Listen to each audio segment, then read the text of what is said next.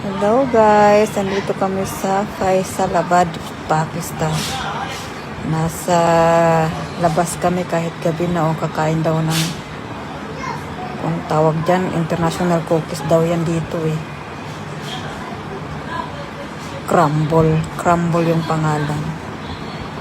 Yan crumble. Masarap din naman siya, syempre matamis cookies eh. Yan yung mga pamangkin ni Kule kasama kasi pambata naman talaga yan.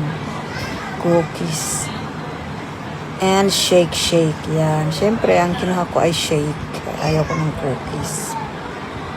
Yan yung mga pamangkin ni Kulit na mga third generation. Baka yan na may mga susunod na ikakasal. Yan, ang dami niyang pamangkin dyan. Cute. So, lahat talaga sila ay walang pango. And that's it. Thank you. Bye.